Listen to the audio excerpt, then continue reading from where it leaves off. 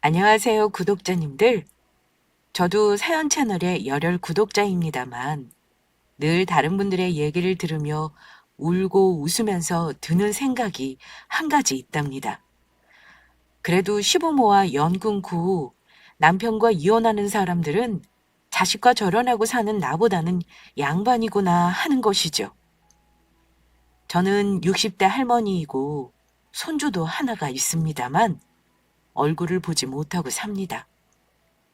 가끔 이렇게 늙어가는 게 맞나 싶어 서글프기도 하지만 부모 자식 간이라 해도 떨어져 살아야 하는 인연이 있다는 걸 이제는 받아들이고 삽니다. 아직은 젊다면 젊은 나이고 다행히 건강하니 혼자서도 충분히 살만하지만 간혹 몸이 아플 때는 외로운 마음이 들기도 하죠. 만약 내가 가난하기까지 했다면 삶이 굉장히 고단하고 초라했을 것 같아 생각만으로도 몸서리가 쳐지곤 합니다. 노년의 가난이 가장 무섭다고 하죠? 저는 몇 년 전만 해도 당장 생계를 걱정해야 하는 처지였지만 지금은 다행히 생계 문제는 해결이 되어 너무나 감사하게도 돈 걱정은 하지 않게 되었습니다. 그래도 열심히 산 세월은 어떻게든 보상은 받나 봅니다. 원래 드라마보다 더 드라마틱한 게 인생 아닌가요? 제 인생이 뒤돌아보면 딱 그렇네요. 저한테는 아들이 하나 있어요. 올해 34이고 4년 전 결혼해 딸 하나 낳고 살고 있습니다. 저랑은 안 보고 산지 오래입니다만 건너 건너 소식은 듣고 있어요. 남편 죽고 나서 아들 하나 있는 거 조마조마한 마음으로 키웠습니다. 남편은 우리 아들이 고등학생일 때 암 선고받고 2년간 투병하다 고생만 하고 세상을 떠났네요. 아들이 고등학교 졸업하고 재수할 때 그렇게 되었으니 대학 입학하는 거, 군대 가는 걸 다 못 봤어요.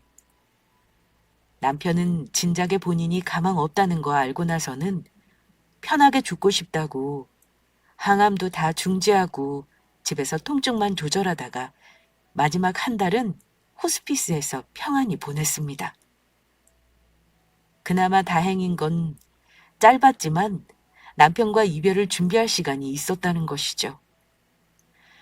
남편이 아프니 아들도 방황을 끝내고 아빠와 종종 시간을 보내더군요. 다행히 남편이 대기업을 다녔어서 퇴직금을 비롯해 보험료며 돈이 나와서 당장 굶을 걱정은 없었습니다만 제가 돈벌이를 해야 아들 대학도 보내고 생계를 이어나갈 수 있는 형편이었습니다. 남편은 자기 몸 아프면서도 오직 저와 아들 걱정뿐이던 사람이었습니다. 당신 세상 물정도 모르는데 나 없으면 우리 정훈이랑 어찌 살 거야? 대학교 가면 학비 때문에 당신 힘들어질 거야. 내가 이렇게 갈 줄 알았으면 돈이라도 많이 벌어놨어야 하는 건데 내가 당신한테 너무 큰 짐을 주고 가는 것 같아서 미안해. 당신은 그런 말 할 게 아니라 얼른 낫겠다는 생각을 해야죠. 아직은 당신이 할 일이 많으니까 그런 약한 소리 말고 얼른 나을 생각을 해요.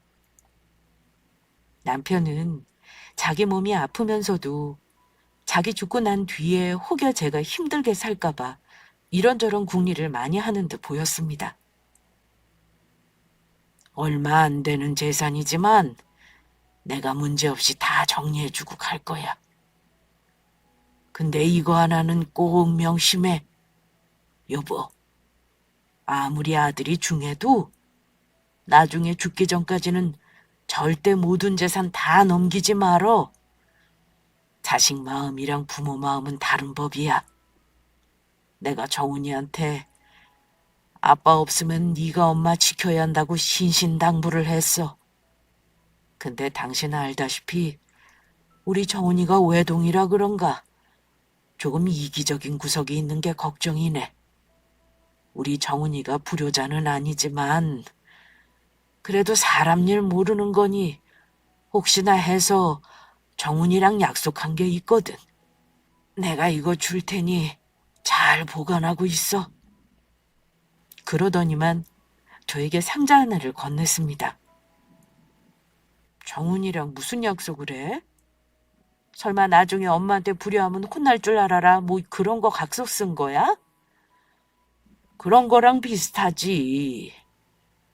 그래도 말로만 하는 거보다 아빠랑 둘이 정식으로 진지하게 약속하는 게 책임감이 더 느껴질 거야. 나중에 아들놈이 말 안 들으면 당신도 협박할 수단은 있어야지. 당신도 참. 나는 자식한테 효도 같은 거 안 바래. 내가 해주는 것도 없이 무슨. 그냥 자기 앞가림만 잘하면서 크는 것만 해도 감사하지. 사람 일은 모르는 거니까. 아무튼 내 말대로 해. 나중에 혹여 힘든 일 있으면 꼭 열어보란 소리야. 남편이 건넨 상자를 열어보니 거기에 집 등기 권리증, 각종 세금과 보험 관련 서류 등 남편이 가고 난 후 제가 알고 있어야 할 서류가 한가득이었습니다. 그리고 유언장과 상속 관련 서류들이 있었습니다. 그리고 상자 안에는 남편이 오래전부터 가지고 있었던 소중한 것들도 있었어요. 다름 아닌 우리가 어려운 시절에 만나 서로 연애하던 시절 주고받은 편지와 사진들이 있었습니다. 그것들을 보니 새삼 남편과 함께한 세월 동안 왜 그리 많이 싸우고 왜 그리 아껴주고 살지 못했나 하는 후회가 밀려오더군요. 남편은 제 눈에 눈물이 고이는 거 보더니만 제 손을 꼭 잡고서 이런 말을 조심스레 해주었습니다. 당신, 이거 내가 고이고이 간직하고 있다는 거 몰랐지? 이런 거 꺼내보는 게 때로는 위로가 될 거야. 당신한테 다 주고 갈게. 그리고 나중에 혹시나 살다가 힘들면 내가 남긴 편지들 하나씩 꺼내서 읽어봐. 그리고 여기 빨간 봉투에 든 건 혹시나 해서 내가 남겨놓은 건 당신 정 힘들 때 도움 줄 수 있는 거니까 그때 열어보도록 해. 그리고 이 집은 나 죽고 나서 상속으로 처리하면 돼. 정훈이가 성인이니 아마 당신이랑 집은 나눠서 상속받게 될 거야. 다른 건 내가 당신 편하도록 정리할 테니까 잘 간직하고 있어. 알았어요. 내가 잘 보관할 테니 걱정하지 말아요. 남편은 이렇게 말하며 저에게 한 상자 가득 담긴 편지를 건네주더군요. 남편의 마음이 고맙기도 하고 또 한창 나이에 이렇게 죽음을 준비해야 하는 게 한없이 불쌍하게 느껴져 얼마나 울었는지 모릅니다. 저는 다른 무엇보다 그 조그만 상자 하나가 남편이 남겨준 것 중에 가장 소중한 보물로 느껴져서 늘 고이고이 간직해 두었습니다. 살면서 힘들 때는 남편과의 추억이 담긴 사진을 꺼내보기도 했고 또 남편이 남긴 편지를 꺼내 읽어보기도 했죠. 너무 소중하고 아끼다 보니 차마 열어보는 게 아까울 정도였습니다. 남편이 죽고 나서 참 많이 힘들었습니다. 상속받은 집은 성인인 아들에게도 지분이 있었습니다. 남편이 집과 얼마간의 현금을 남겼지만 제가 일을 안 하고 놀 수는 없는 상황이었습니다. 뒤늦게 집에만 있던 중년 주부가 취직하는 게 어려운 일이었는데 운 좋게 시에서 위탁으로 운영하는 스포츠 센터에서 시설 미화원 정규직으로 채용이 되어 그 해부터 쭉 3년 전 은퇴할 때까지 급여 소득자로 살았습니다. 큰 급여는 아니었어도 안정적인 생활을 보장해 줬으니 제가 아들 장가 보낼 때까지 마음이 참 편했습니다. 수입이 줄어든 상황에서 아들이 군대 다녀와 복학을 하니 등록금 때문에 허리가 휠 지경이었습니다. 비싼 등록금 때문에 4학기 정도는 어쩔 수 없이 학자금 대출을 받았는데 아들이 나중에 졸업하고 나서 직장에 취직하고 난 이후까지 한동안 갚느라고 애를 많이 썼죠. 제가 50대 초반에 갑상선 수술을 하고 나서 건강이 안 좋았던 적이 있었어요. 잠시 질병휴직을 하는 바람에 그때 아들 대출을 같이 못 갚아줘서 참 미안한 마음이 있습니다. 아마 아들이 말은 안 했지만 힘들었을 거라 짐작은 합니다. 사실 우리 아들은 말수가 워낙 없는 편인데 엄마 속 안 썩이고 순하게 큰 놈은 아닙니다. 고등학교 때 사춘기를 고3 때까지 한 놈이에요. 공부 하나도 안 하고 엄마 속을 얼마나 긁어놓았는지 모릅니다. 아들 키워본 엄마들은 아마 제 말이 무슨 말인지 아실 거예요. 저는 아들이라 생각 안 하고 우리 집 사는 하숙생이라 생각하고 밥만 잘해줬어요. 사소한 잔소리라도 하는 순간 집을 뛰쳐나갈 것처럼 행동했던 놈이라 하루하루 얼마나 가슴을 졸이며 살았는지. 그 시절에 우리 아들이 툭 하면 하는 말이 엄마, 제발 내가 알아서 할 테니까 아무 말도 하지 마. 나 좀 내버려둬. 엄마가 뭘 알아? 이런 말이었습니다. 너 엄마한테 왜 그리 버르장머리가 없니? 아빠 아파서 엄마 힘든데 너까지 이렇게 엄마 속상하게 할 거니? 아빠 아픈 게 내 책임은 아니잖아. 엄마가 잔소리하면 공부하는 거 더 싫으니까 그냥 아무 말 하지 말라고. 한창 공부해야 하는 고등학생일 때 남편의 암투병은 아들에게도 큰 상처였을 겁니다. 하지만 그 정도 나이면 집안의 우환도 이해할 만한 나이 아닌가요? 저도 힘들다 보니 아들을 많이 혼내기도 했고 아들도 저에게 화풀이를 많이 하긴 했습니다. 아픈 남편이지만 중간에서 아들과 저 사이를 중재하는 사람이 있고 없고 차이는 참 크더군요. 아들이 한 번씩 저러고 히스테리를 부릴 때면 저는 조용히 입을 닫고 아들을 기다려주는 것밖에 할 수 있는 게 없었죠. 그러다 고3 막판에 눈빛이 정상적인 사람으로 돌아오면서 재수를 한다길래 경제적으로 힘들었지만 지원해 줬습니다. 남편은 아들 재수하고 대학 가는 거 못 보고 그 해에 저 세상으로 갔어요. 남편 글이 되고 나서 아들은 점점 더 저와의 대화는 줄어들었어요. 품 안에 자식이라는 말이 있지요. 애지중지하며 키운 아들이지만 내 품 안에서 늘 떠나보낸다는 각오는 하고 있었습니다. 알아서 자기 앞가림하고 사회에 한 몫을 하는 사람으로 키워내는 게 저의 목표였으니까요.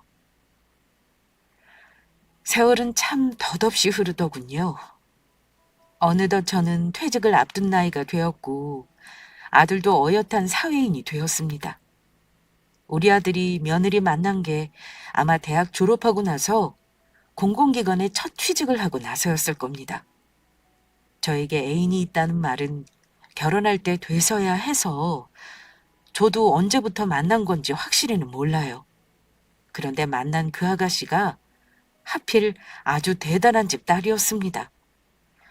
시의원 딸이었는데 제가 이름을 차마 말은 못하겠네요.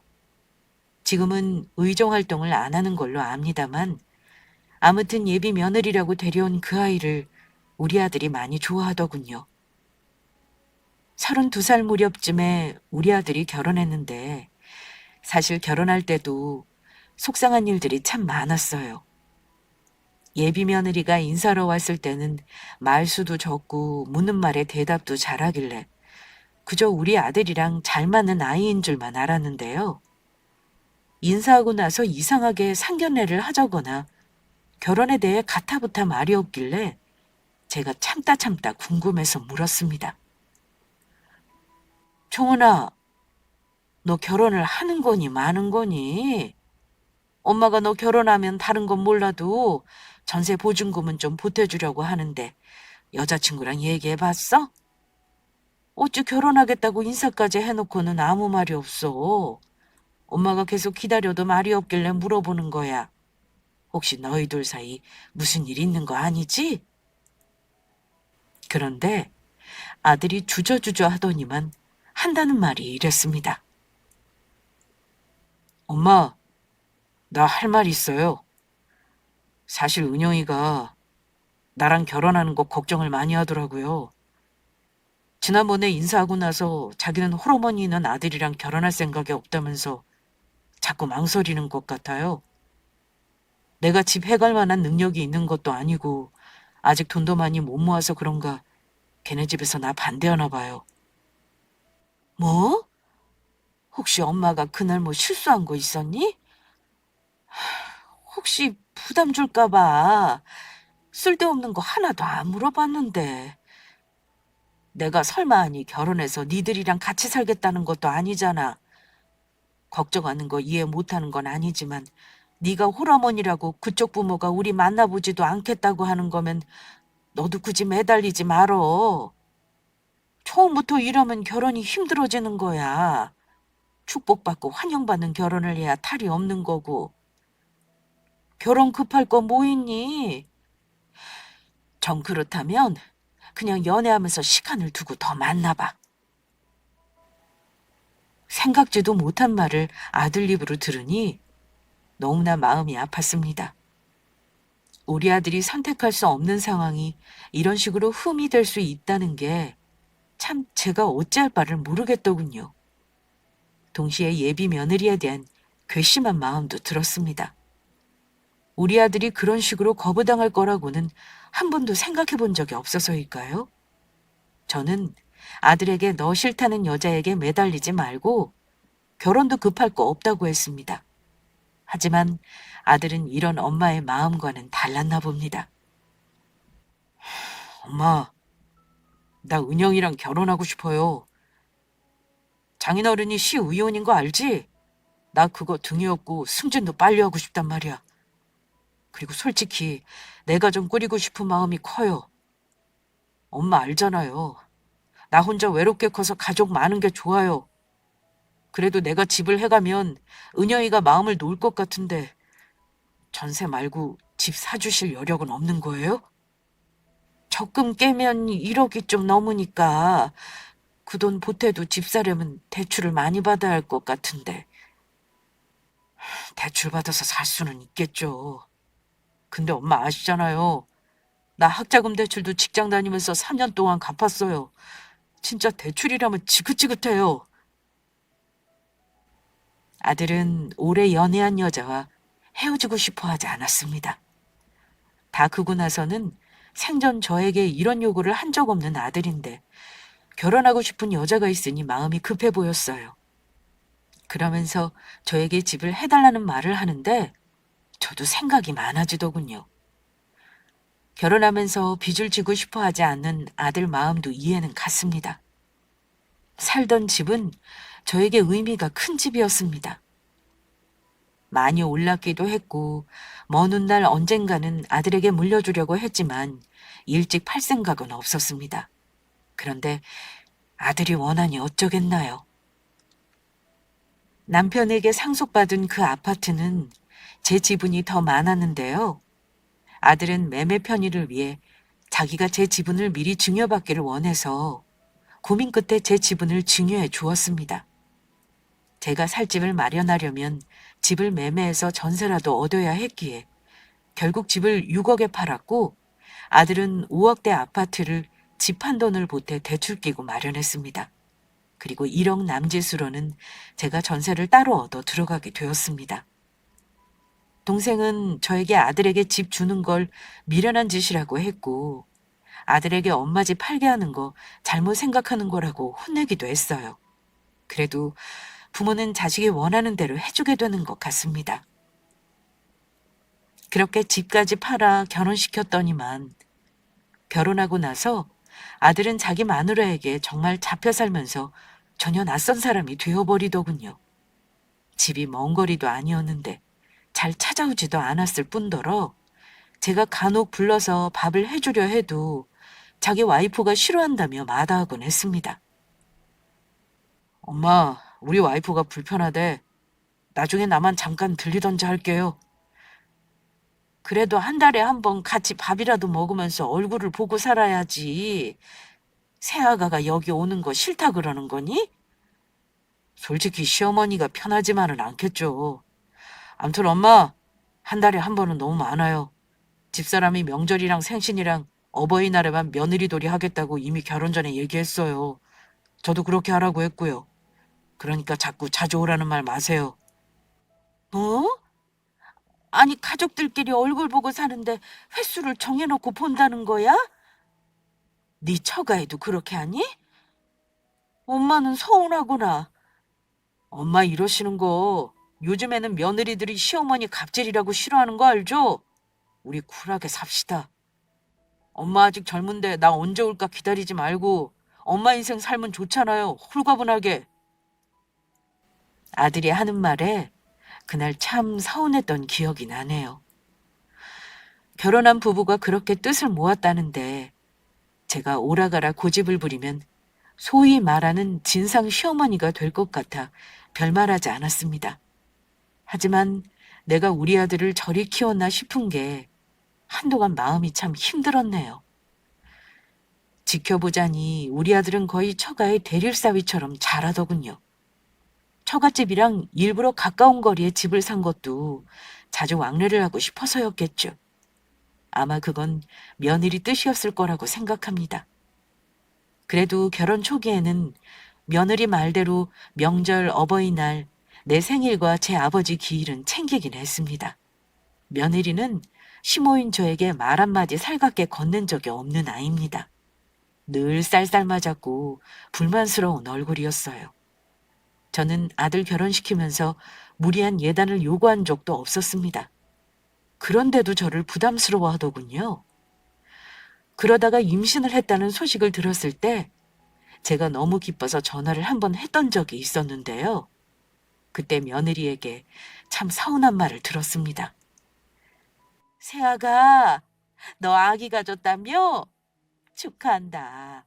입덧 심할 텐데 혹시 뭐 먹고 싶은 건 없니? 입덧이 심한데 먹고 싶은 게 있겠어요. 먹고 싶은 건 됐고 사실 어머니 저 부탁 하나 할게요. 부탁? 그래. 내가 들어줄 수 있는 거 다 들어줄 테니까 말해봐. 첫 손주를 본다는 기쁨에 축하 전화를 한 저에게 며느리는 참으로 황당한 요구를 했습니다. 어머니, 죄송하지만 저 임신했을 때는 시댁 때문에 스트레스 받고 싶지 않아요. 안정해야 하는 시기이기도 하고 제가 몸이 많이 약해서요. 가급적이면 연락하지 말아주셨으면 해서요. 솔직히 말씀드리면 저 어머니 번호가 핸드폰에 뜨는 거 보기만 해도 조금 스트레스를 받는 편이라서요. 임신 중이니까 저 힘든 건 말씀드려야 할 것 같아서 그래요. 부탁 좀 드릴게요. 대놓고 말해 자기에게 전화도 하지 말라는 뜻이었죠. 어쩌겠나요.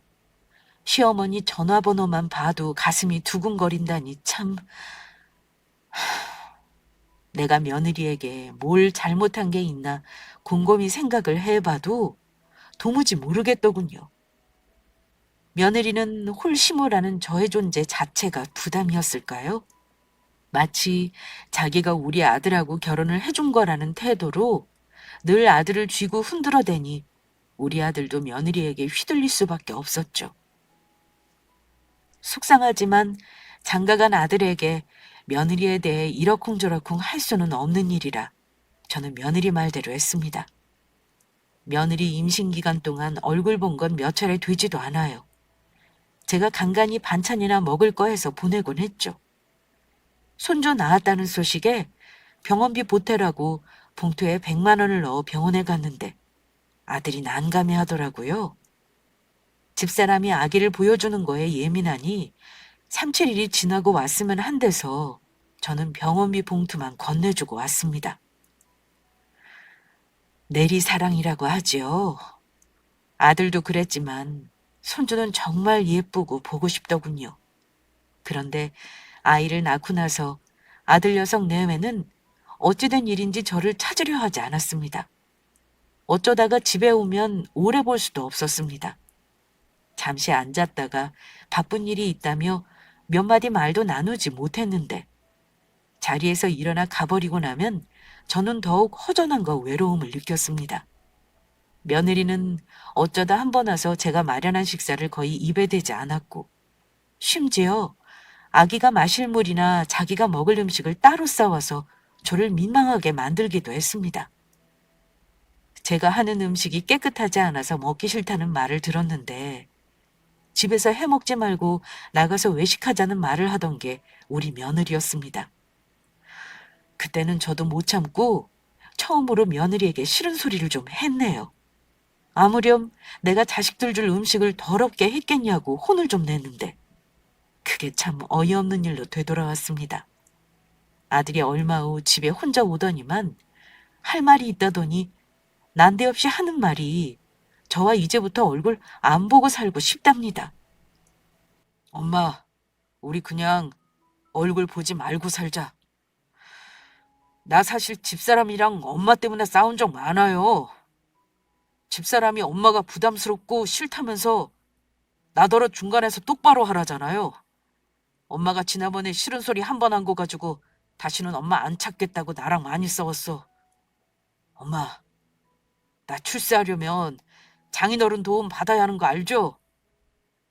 엄마보다는 처가에 잘해야 내 앞날이 창창한 게 보여요. 근데 엄마 때문에 계속 부부 사이가 안 좋으면 내가 도움을 받을 수 있겠냐고요.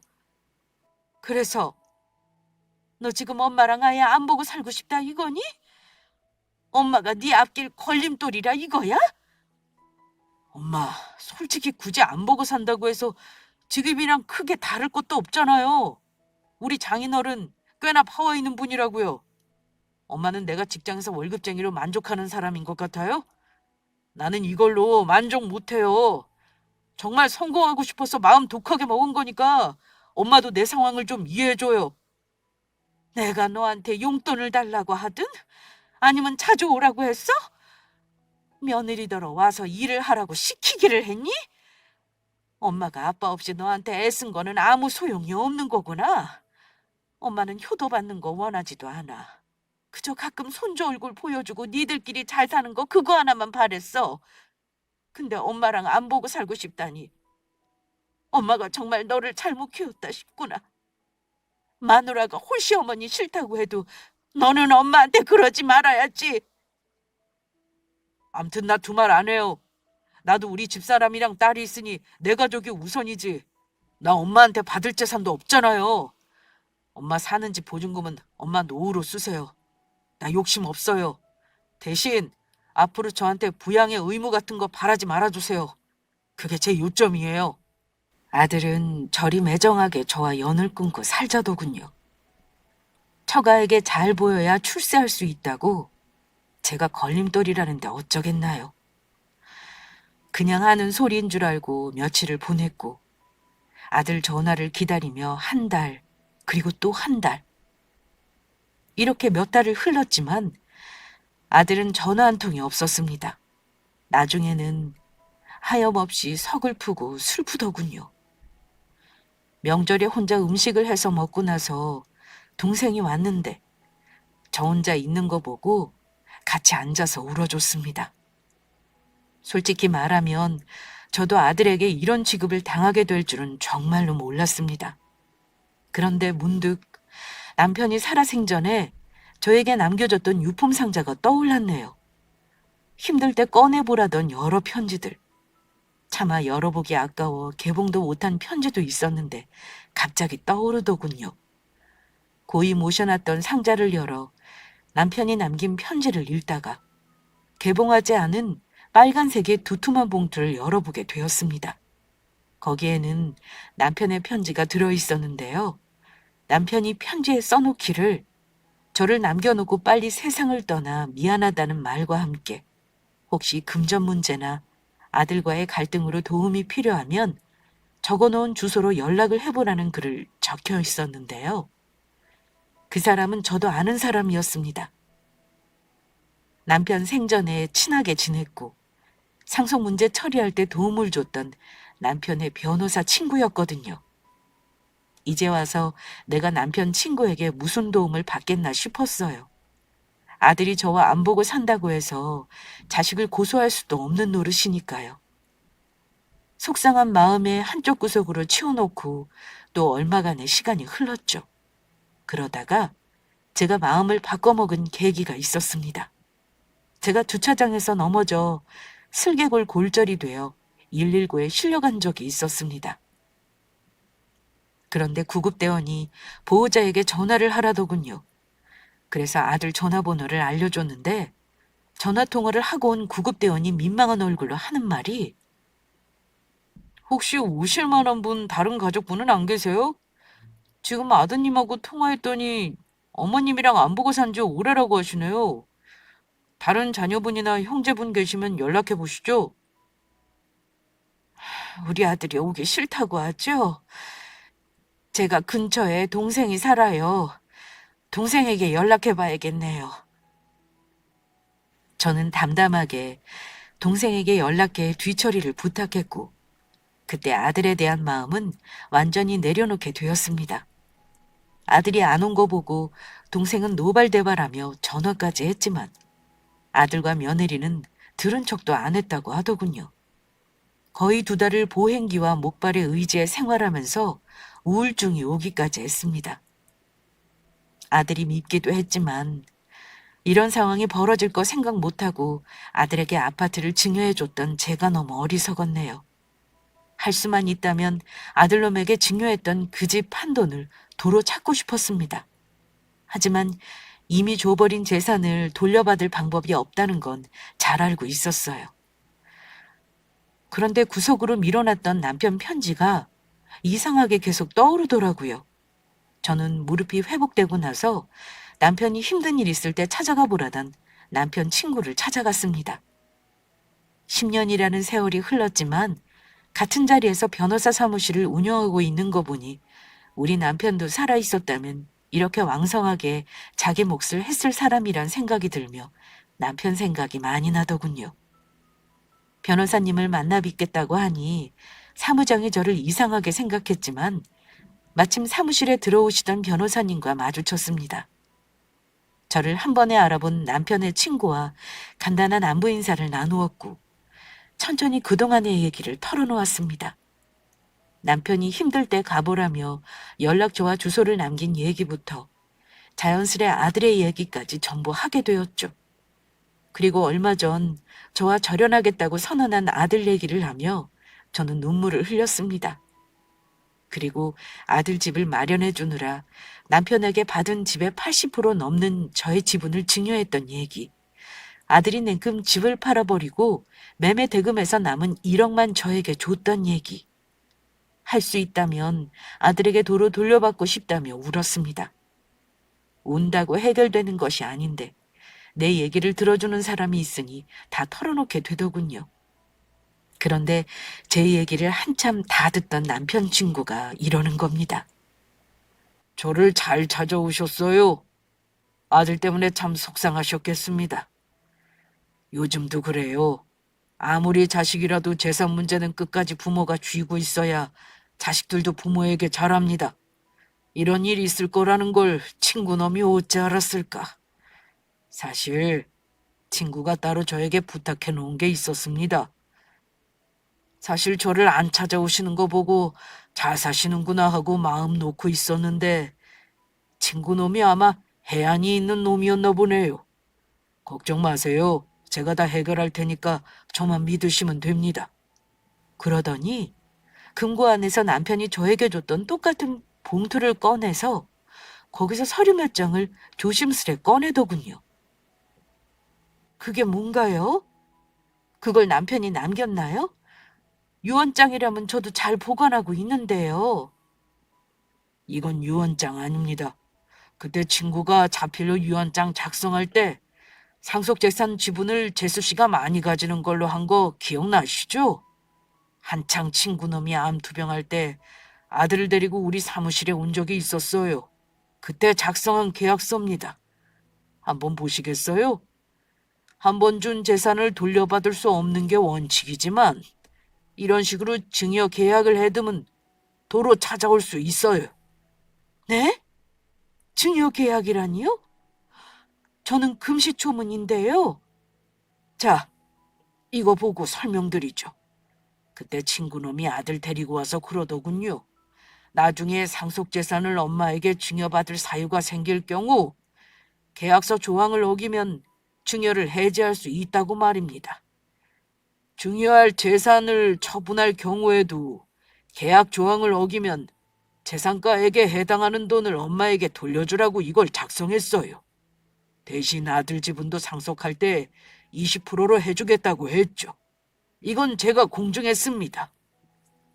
설명을 듣고 나서 계약서를 살펴보니 만약 아들이 엄마인 저에게 폭력 등의 범죄 행위를 했을 경우나 부양 의무를 이행하지 않을 경우 증여받은 재산을 해제할 수 있다고 해놨더라고요. 특히 부양 의무는 굉장히 구체적으로 작성을 해놨더군요. 한 달에 2번 이상 찾아오지 않거나 엄마 건강 문제를 방임하거나 집안 경조사나 명절에 참석하지 않는 것 등등이 포함되어 있었습니다. 아들은 자필과 지장으로 서명을 했고요. 새삼 남편이 참 대단하다 싶었습니다. 요즘은 세상이 변하다 보니 이런 일이 빈번하게 있어요. 어쨌든 재수 씨 노후에 자식이 이런 식으로 나오는데 가만히 있으면 안 되는 문제는 확실합니다. 제가 알아서 소송 진행해 드릴 거니까 아무 걱정하지 마세요. 그러더니만 저에게 몇 가지를 묻고 서류를 보내달라기에 시키는 대로 다 해줬습니다. 얼마 후 변호사 사무실에서는 제 아들을 상대로 증여 취소 소송을 걸었습니다. 변호사 사무실에서 대리해주는 거라 저는 무슨 서류가 어떻게 송달되는지 자세히는 몰랐습니다. 그런데 얼마 후 한 번도 연락이 없던 아들놈이 다급한 목소리로 연락을 하더니만 집으로 오겠다고 했습니다. 물론 소송 때문에 연락한 거였어요. 아들은 마음이 급했는지 주말이 되자마자 집으로 와서 저에게 안부도 묻지 않고 이러더군요. 엄마, 나한테 지금 뭐 하는 건지 모르겠네. 이게 뭐예요? 소송? 그것도 집 한 돈에 이자까지 해서 5억이 넘게 달라니 이미 나한테 준 걸 왜 달라는 건데요? 빨리 소송 취하해줘요. 우리 집 지금 발칵 뒤집혔다고요. 너는 2년 만에 엄마 파놓고서 잘 지냈냐 먼저 물어보는 게 어렵니? 됐다. 내가 너한테 뭘 바란다고. 소장 받았으니 알겠구나. 엄마가 너한테 증여해주고 집 팔아서 집 마련해 준 돈 도로 돌려줘. 너 아빠 돌아가실 때 계약서 쓴 게 있더구나. 내용은 네가 잘 알고 있지? 계약을 위반했으니 내가 돌려받는 게 당연한 거야. 너 사는 집 팔아서 엄마한테 줘. 싫다면 어디 끝까지 한번 해보도록 해. 그게 언제적 계약서래요? 엄마, 그거 나 재수생일 때 쓴 거야. 20살짜리 애가 뭘 알았겠어요? 너 그때 성인이었어. 아무튼 엄마는 너한테 너무 실망했어. 내가 너한테 부양 같은 거 바라지도 않아. 노년에 자식한테 재산 다 빨리고 가난하게 사는 게 무슨 소용인가 싶더구나. 엄마는 법대로 할 거야. 무슨 말인지 알아들었으면 돌아가. 저에게 미안하다는 말 한마디만 진심으로 했다면 저는 소송 취하를 고려했을지도 모릅니다. 하지만 아들은 여전히 이기적이었고 아나무인이기까지 했습니다. 소송은 1년 넘게 진행이 되었고 결론부터 말씀드리면 제가 승소했습니다. 저는 강제 집행 권원을 얻어 아들놈 재산을 압류할 준비도 마쳤습니다. 바로 지급 명령까지 신청해 아들에게 보내버렸어요. 그리고 재산 명시 신청까지 했습니다. 아들은 그때까지도 설마 했던 것 같습니다. 그런데 지급 명령이 송달되고 나서 놀랐던가 봅니다. 홀 시어머니라 제가 싫다 하던 며느리와 같이 저에게 찾아와서는 무릎까지 꿇어가며 사과하더군요. 시어머니를 무시하던 며느리였고 자존심이 세서 절대 남에게 수그리는 법이 없는 아이인데 아들놈과 같이 와서 머리를 조아리며 죄송하다고 하더군요. 어머니, 그동안 저희가 철이 없었어요. 제발 용서해 주세요. 정말 저희한테 돈 돌려받으실 건 아니시죠? 우리 딸 얼굴 보신 지 오래되셨잖아요. 이쯤 했으면 저희 다 알아들었어요. 이제 그만하시고 예전처럼 우리 왕래하면서 살아요. 네? 엄마, 이 사람 말이 맞아요. 저도 지난번에 엄마 찾아와서 못되게 군 거 사과할게요. 엄마 정말 돈 내놓으라는 거 아니고 나 혼내주려고 이러시는 거 다 알아요. 엄마, 이제 시간도 많이 지났고 이 사람이나 나나 정말 엄마께 못한 거 후회하고 있으니까 이제 그만하세요. 역시 아들내외는 제가 재산을 돌려받는 걸로 판결이 나니까 인정에 호소하며 제가 가장 마음이 아픈 부분을 가지고 설득하더군요. 앞으로는 손녀딸도 보고 살자며 말입니다. 하지만 저는 이제야말로 아들이랑 완전히 이별해야겠다 싶었습니다. 이제는 안 보고 사는 게 서로에게 낫겠다는 마음이 들었어요. 이제와 없던 일로 할 거였으면 시작도 안 했다. 소송 결과대로 할 거니까 니들이 엄마 돈 다시 돌려주는 거 방법 잘 찾아봐라. 돈이 없으면 네 집을 팔아야 하지 않겠니? 시간 많이 줄 생각 없어. 딱 3달 주마. 엄마, 정말 왜 이러세요? 저 이 사람하고 이혼하는 거 보고 싶으세요? 내 알 바 아니니 알아서 해. 그 집 네 명이 아니냐? 네가 처분해서 돈 마련해라. 덕 보고 싶다는 네 처가에 들어가서 살면 되겠구나. 둘 다 돌아가. 엄마는 너희들 자식 며느리로 생각 안 하련다. 그러니 앞으로도 니들은 해온 대로 그렇게 살아. 어머니, 저희 친정아빠 이번에 공천 못 받으셔서 의원 노릇도 못하고 계세요. 게다가 사업도 힘드신데 저희가 어떻게 친정에 가요? 저 친정 들어간다고 하면 아빠한테 맞아 죽어요. 네 말 맞다나 남편이랑 이혼을 하던지 하고 너랑 네 딸만 책임져 달라고 하지 그러니 나도 두말 안 하마. 판결 난 대로 해. 안 그러면 남은 재산도 다 못 지킬 각오를 해야 할 거야. 엄마가 너희 혼내주려는 생각만으로 이렇게 크게 일을 벌린 줄 아니? 나는 아무리 부모 자식 간이라도 예의는 지켜야 한다고 생각하는 사람이다. 먼저 영 끊고 살자가 온 건 정훈이 너야. 엄마도 다시는 안 볼 생각으로 소송한 거니 돈이나 준비해라. 엄마, 그 큰 돈을 어떻게 마련하냐고요. 그동안 대출 갚느라고 모아놓은 돈도 없단 말이에요. 엄마는 정말 저 처가살이 하기를 바라세요? 처가살이 자처하던 네가 그런 말하니 우습구나. 한 입 가지고 두 말하는 거니? 이제 엄마 말할 기운도 없어. 법대로 할 거라고 했으니까 알아들었으리라 믿는다. 당장 내 집에서 나가라. 저는 사정사정하면서 용서를 비는 아들내외를 집에서 내보냈습니다. 3달 말미를 줬는데 그 기간 안에 집이 안 팔리더군요. 아들에게 돈을 받으려고 거의 반년을 기다렸습니다. 아들놈도 돈이 없었으니 아마 고민이 많았겠죠. 하지만 초라하게 늙다가 고독 사는 할머니가 되기 싫었던 저는 마음을 독하게 먹었습니다. 결론부터 말씀드리면 저는 아들에게 판결문대로 이자까지 져서 5억이 넘는 돈을 잘 돌려받았습니다. 저의 노후자금으로 잘 쓰려고 목돈 예금으로 묶어놓았어요. 아들 내외는 아마 며느리 친정집으로 들어간 걸로 압니다. 재산 문제가 다 정리되고 나서 1년이 흐른 지금도 저는 아들과 절연 상태입니다. 저는 아들이 진심으로 뉘우치고 미안하다는 말 한마디를 하면 다 용서할 수 있는 마음임에도 아들에게는 미안하다는 그 한음절의 말이 그렇게도 어려웠나 봅니다. 소식을 듣자니 아들은 여전히 출세는커녕 다니던 직장에서 승진도 못하고 있다네요. 시의원이었던 며느리 친정아빠가 무슨 사건에 휘말리는 바람에 이제는 시의원이 아니라니 장인어른 등이 없고 출세하고 싶다던 소망은 어긋난 셈이죠.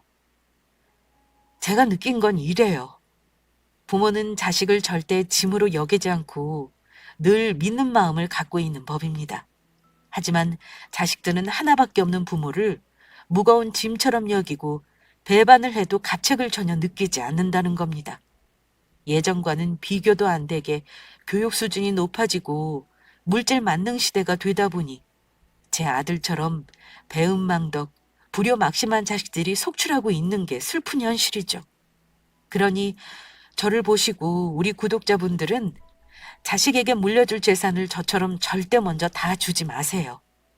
아무리 부모 자식이라고 해도 자식은 부모와 같은 마음이 아닙니다.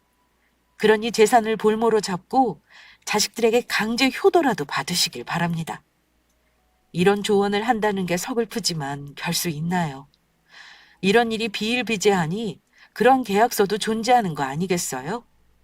저의 이야기는 재미로만 들으시고 우리 구독자분들에게는 절대 이런 일이 없길 바라겠습니다. 부끄러운 저의 사연은 여기까지 하겠습니다. 들어주신 모든 분들께 감사드립니다.